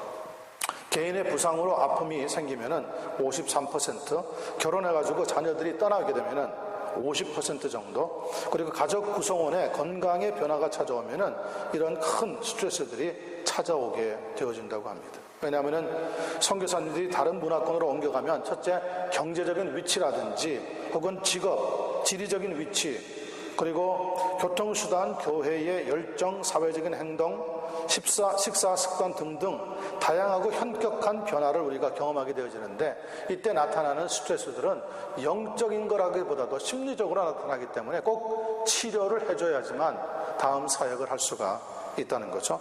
2번째, 문화적인 충격으로 크게 나타나는 것은 육체적인 아픔입니다. 근육 위축이라든지 두통, 척추 이상 등등 많이 나타나고요. 외궤양도 나타나고요. 심장마비도 나타나는 사람도 있고 만성적인 피로에 시달리는 사람들도 있다고 합니다. 심리적으로 그리고 영적으로 억압되는 일들도 생겨나는데, 낙심되고 무력증이 생기고 근심, 조급증, 우울, 용기가 없어진다고 합니다. 이렇게 장기간 여러 가지 문화적인 증세들이 나타나는 현상들은 잘못하면 그냥 내버려두면 별거 아닌 것 같이 우리가 선교사님인데 하나님께 기도하고 낫겠지 하고 그냥 내버려두면 이게 잘못하면 질병으로 이어집니다. 질병으로. 특별히 사모님들이 50 넘어가면서 50견을 맞이할 때 이런 문화적인 증세들이 잘못 나타나면은 선교지에서 자살 충동이 일어난다 그래요. 남편도 자기 안 알아주죠. 선교지 현장에서 자기 속상한 거 들어줄 사람도 없죠. 아무도 없다고 생각되니까 그런 생각이 울컥 들 때가 그렇게 많다 그래요. 그래서 꼭 선교사님을 찾아가 보는 사람도 필요하고, 그들 옆에 이런 정신과 의사들도, 미국에 저희가 10년 사역 마치고 돌아오니까 제일 먼저 어디다가 집어넣느냐면요, 정신과 치료받으러 가라 그러더라고요. 우리는 멀쩡해 보이는데 선교지에서 돌아온 사람들을 바라보고 있는 여기 현지 지도자들은 그렇게 생각해요. 일단 가서 심리학적으로, 정신적으로 치료를 일단 받으십시오. 그래서 한 달 정도 병원을 다니게 해요. 그래서 가서 여러 가지 테스트도 하고 이야기도 하고, 그들하고 밖에 나가서 앉아가지고 커피도 마시고, 선교지에서 어떤 게 힘들었느냐 들어도 주고, 그렇게 해서 한 달 정도 지나면서 서서히 여기 문화권에 다시 적응하고 나서 돌아갈 것이냐 여기에 남을 것이냐, 그런 것들을 결정하게 하는 아주 과학적인 방법을 보았습니다. 아마 우리 선교협회 같은 데서, 선교회 같은 데서 그렇게 해주는 분들 거의 아마 없을 겁니다. 지금은 선교에서 많이 파송하는 게 주목적이고 열매를 얼마나 많이 이제 맺었느냐, 이것이 지금 관심이기 때문에 정말 필요한 이런 정신적이고 심리적인 일에 있어서는 선교 사역이라고 생각을 하지 않는 경향이 많이 있는 것 같아요. 아마 여러분들도 필요할지 모릅니다. 여러분들도. 여러분, 예수를 제대로 믿으려면 무엇이 치료가 되어야 되느냐면 정신적인 질병이나 정신적인 문제들이 치료가 되어야 제대로 믿게 됩니다. 그런데 치료가 되지 않았는데 예수를 믿잖아요. 어떤 일이 발생하는 줄 아세요? 그 다음부터는 이미테이트 하는 것이 나타납니다. 숨기는 거예요. 숨겨. 잘 믿는 척하는 행동으로 나타나는 거예요. 근데 그걸 알 수가 있어야죠. 다른 사람이 진짜 거듭나지 않았는데 거듭난 척하고 찬양부는 막 손을 들고 막 눈물을 뚝뚝 흘리고 완전히 위선된 모습이 나타난다니까요. 거기에 목사님들이 종종 넘어가죠. 야, 저 사람은 교회 일꾼이야. 그래서 불러가지고 가까이서 뭐 일 시키고 사역하다 보면 문제가 땅 터지는 거예요. 왜냐하면 목사님들이 굉장히 순진하거든요. 생각보다.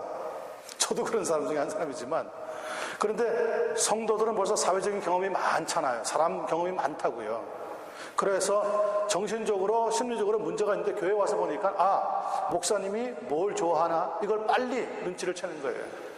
그래서 주방에서 열심히 일하면 나를 알아주겠구나. 주방에서 그냥 아침부터 와서 그냥 막 봉사하고, 어떤 분은 막 늦게까지 남아가지고 막 평소 막 땀을 뻑뻑 흘리면서, 그러면은 목사님 생각이 어떤 생각이 듭니까? 야, 저분 일꾼이야. 교인들도 일꾼이야, 일꾼. 새벽 기도에 뭐 빠지지 않고 나와서 쥐어 그러면 다들 저 사람 세워야 돼. 저 사람 다음에 장로 세워야 돼. 다 그런다니까요. 다 그런다고요.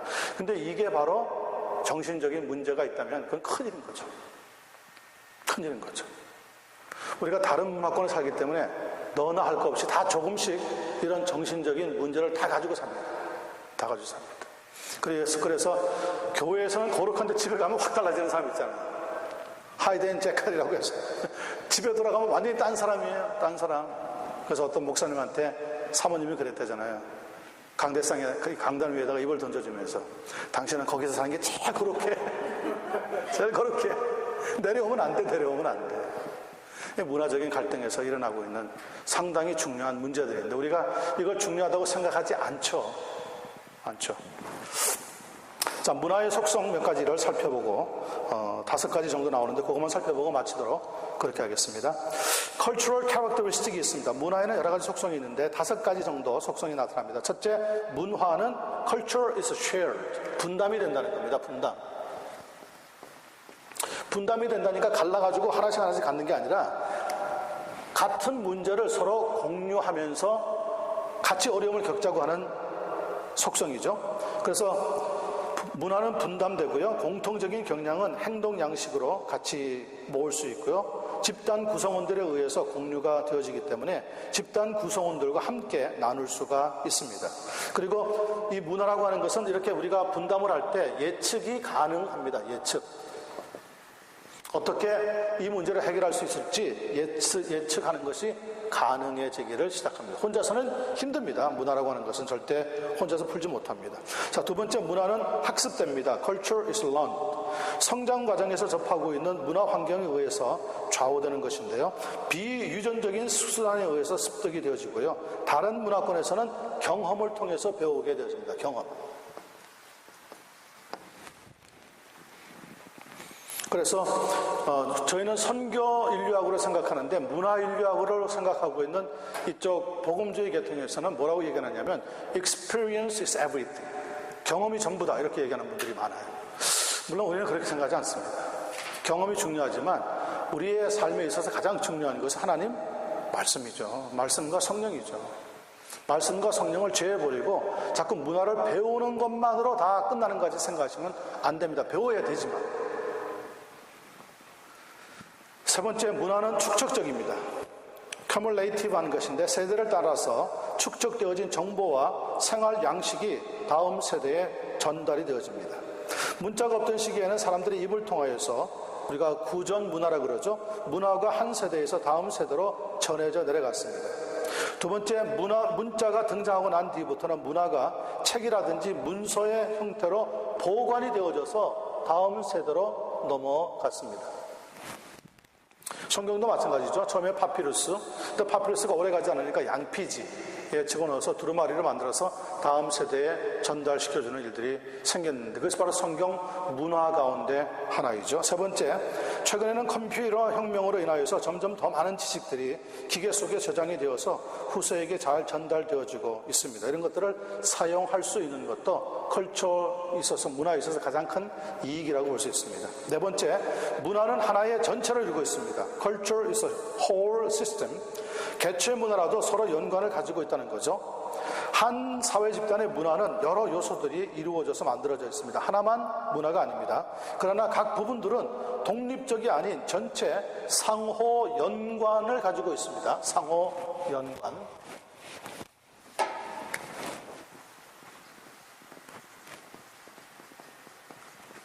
그래서 하나를 알고 둘을 알면 그 다음 거와 잘 이해할 수 있는 더 폭넓은 이해가 생기게 되어 있는 거죠.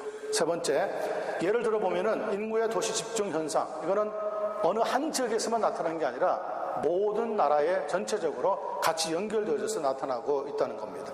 과학의 발전 상태, 어떤 한 나라에서만 과학이 발전하는 게 아니라 지금은 모든 나라에서 동시에 과학이 발전되어지고 상호 연관을 가지고 있는 거죠. 환경 파괴에 따른 기후변화, 어떤 한 나라가 주범일 수는 있지만 그러나 이것이 다 피해가 모든 나라들이 다 지금 어렵게 만나고 있는 공통적인 문제라고 보여지는 겁니다. 자, 다섯 번째, 문화는 항상 변합니다. 가변성이 있다는 겁니다. Culture is changeable. 문화는 문화는 첫째, 정체되어 있지 않고 항상 변합니다. 장기간에 걸쳐서 점진적으로 변해 나갑니다. 마치 문화는 무엇과 같으냐면 호수가 아니라 흘러가는 시냇물과 같습니다. 여러분, 성경에 보면은 재밌는 말이 나오는데, 하나님의 나라, 나중에 천국에 올라가서 새하늘과 새 땅을 보니까 거기에 뭐가 흘러갑니까? 생명수 시내가 흘러갑니다. 하늘나라에는 근데 뭐가 없습니까? 이 땅에 있는 바다나 시내 호수 같은 게 없습니다. 하늘나라에는 생명수 시내는 흘러가는데 바다라든지 또 호수 같은 건, 바다라든지 호수와 같은 것은 무엇을 상징하느냐면 고여있는 것이기 때문에 세상을 상징합니다. 호수의 상류에서부터 각종 물도 흘러내려오지만 각종 쓰레기들도 같이 내려옵니다. 바다도 마찬가지죠. 그렇게 해서 모든 걸 혼합시켜버리는 것이 세상이에요. 그래서 하늘나라에는 이런 바다라든지 호수가 더 이상 없습니다. 그리고 생명수 시내가 흘러간다 그러는데, 이 문화라고 하는 것도 정체되어 있지 않고 한 시대에서 다음 세대로 계속해서 변해 나간다는 것을 볼 수가 있습니다. 원인이 뭐냐? 일상생활 과정에서 직면하고 있는 문제에 대해서 항상 새로운 방법을 우리가 추구해 나가기 때문에 그런 것이고요. 두 번째는 그 사회가 내외적인 요소에 의해서 문화 변동이 일어나기 때문에 그렇습니다. 그래서 타 문화는 내부 문화와 만나야 하는 거죠. 그 다음에 설명하는 것이 바로 이 타 문화권을 묘사하는 두 가지 방법인데, 하나는 ethic description, 외부인의 방법이고요. 또 하나는 emic description, 내부인의 방법입니다. ethic description, 외부인의 방법은 외국인의 관점에서 그 문화를 관찰하고 체계화시키는 겁니다. 예를 들면은 여행기 같은 거. 그 문화에 들어가서 분명히 살펴본 거는 맞는데 여행기는 굉장히 주관적이죠. 객관적은 아니라. A번, 그 문화권 속에서 살아가고 있는 사람들이 어떤 사건을 설명하는 내용들과 그래서 주관적이기 때문에 일치하지 않을 수도 있습니다. Ethic description, 외부인의 방법으로 타 문화를 묘사할 때 자기가 경험한 것이 일치하지 않을 수도 있다는 거죠. 예를 들면 옛날에 여러분들이 읽었던 이야기, 걸리버 이야기 같은 이야기. 어떤 사람이 소국에 들어갔는데 자기를 그냥 고인으로 생각. 그런 것은 주관적인 경험이지 모든 나라에 동일하게 경험하는 것은 아니거든요. 그런 여행기가 물론 읽을 때 재미는 있지만은 그러나 우리에게 일반적인 생활에서 나타나는 것이 아니기 때문에 개인적이고 주관적인 이야기라고 우리는 결정 내릴 수밖에 없습니다. 내부인과 일치하지 않을 수도 있지만은 그러나 이 에틱, 외부인의 방법은 상당히 뭐합니까? 그러나 상당히 유익한 점도 있습니다.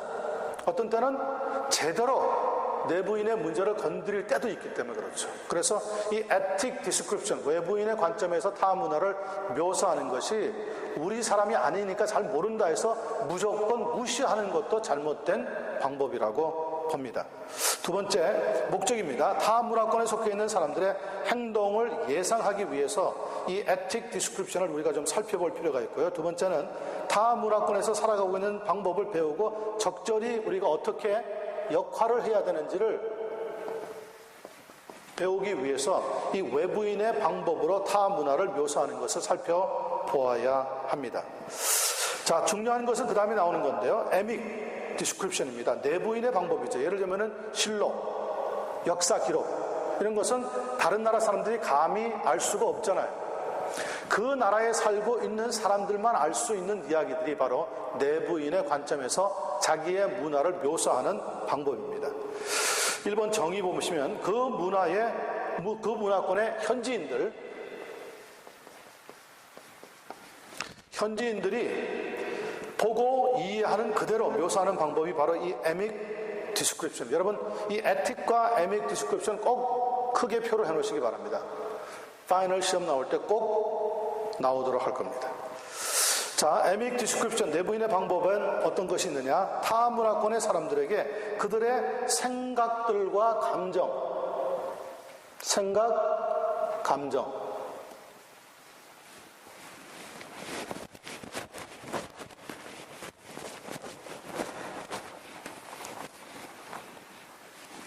생각과 감정들을 묘사하도록 요청하고 나서 행동들을 설명하도록 요구할 때 바로 이 내부인의 방법은 상당히 우리에게 유익합니다. 한계가 있는데요. 이 에믹 내부인의 방법에 묘사하는 방법은 결국 자기 자신이 드러내고 자기가 관심 있는 것만 밝히는 경향이 많이 있습니다. 여러분, 한국에서 요즘 역사물, 특별히 사극 같은 것을 보면은 그 드라마 내용들이 처음에 펼쳐질 때 뭐라고 나오느냐면 이 드라마는 역사의 무슨 기록과는 사실 상관이 없음. 그 이야기를 각색한 것임. 이렇게 나간다. 자, 역사에서는 분명히 아닌데 드라마라고 하는 흥미거리를 제공할 때 그 안에서 자기가 좋아하는 요소거리 하나를 끄집어내가지고 극대화시키는 것이 드라마거든요. 그러니까 여기에 빠져들어가지고 재미있다고 하면서 그 안에 있는 내용들이 마치 역사물인 것 같이 착각하면은 안 되는 거죠. 내부인의 관점의 문제 중에 하나는 뭐냐면 역사를 기록할 때도 자기가 관심 있는 곳만 기록을 많이 하는 거예요. 그런데 유익하지만은 다른 쪽에도 보아야 되는 입장에 있는 사람들에게 있어서는 상당히 한쪽으로 치우친다는 것을 볼 수가 있는 단점도 있다는 것입니다. 여러분들이 리포트를 내시면 마찬가지입니다. 똑같은 제목을 드려도 본인이 원하고 재밌고 관심 있는 거를 써서 내거든요. 근데 교수가 그 리포트를 읽고 본인의 마음에 맞으면은 점수를 잘 주겠지만 왜 이 사람은 이런 방법으로 풀었을까 하고 본인 생각과 다르면은 점수가 잘 나올까요? 안 나올까요? 아니 나오겠죠. 내부인의 관점, 에믹 디스크립션이죠. 자, 마지막 4번 보겠습니다. 끝나겠습니다. 타 문화권을 가장 올바르게 이해하기 위해서는 그러므로 이 1번과 2번 외부인의 방법의 묘사법과 내부인의 방법의 묘사법을 같이 적절히 섞어서 사용하는 것이 상당히 좋습니다. 특별히 질병 제거시 같은 거는 1번과 2번 외부인이 보는 것과 내부인이 보는 것이 서로 어울려 맞을 때 제대로 된 치료법을 발견할 수 있는 것과 같은 논법으로 진행이 된다는 겁니다. 자, 우리가 다음 시간에 오시면은 여기에 중요한 이제 우리 개혁주의 입장에서 보고 있는 성육신적인 선교사로서 문화 차이를 어떻게 보는가를 살펴보도록 그렇게 하겠습니다. 기도합니다. 귀하신 주님, 오늘도 저희들이 살고 있는 이 세상을 하나님이 창조하시고 그 안에 갖가지 문화들이 발생할 수 있도록 하나님이 도우시고 이끌어 주시고 길들여 주신 것을 살펴봅니다. 우리가 속해 있는 문화가 그러나 때때로 다른 문화권에 들어갔을 때 적용되지 아니하고 상충될 때가 많이 있습니다. 당장 우리가 살고 있는 이 미국만 해도 우리가 다 문화권의 유익함을 서로 바라보고 나누지 못할 때가 있어서 힘들어할 때가 있는데, 그래도 우리는 미국 문화도 한국 문화도 아니고 하나님의 나라에 대한 문화권에 속해 있는 사람으로서 하나님의 위로와 소망과 용기를 얻기를 원합니다. 성령님 저희들을 도와주시고 늘 하나님 안에서 기쁨과 자족함의 은혜를 누릴 수 있도록 역사해 주시옵소서. 이제 가정으로들 돌아갑니다. 돌아가는 교통편 주님이 지켜주시고 주말에 섬기는 교회들 하나님께서 은혜 가운데 역사하여 주시고 가서 예배를 섬기면서 정말 만족할 만한 하나님의 은혜를 체험할 수 있도록 복을 더하여 주시옵소서. 예수 그리스도의 이름으로 기도드리옵나이다. 아멘. 감사합니다. 오늘 논문 작성법은 없습니다. 쉬기로 했습니다. 네, 수고하셨습니다.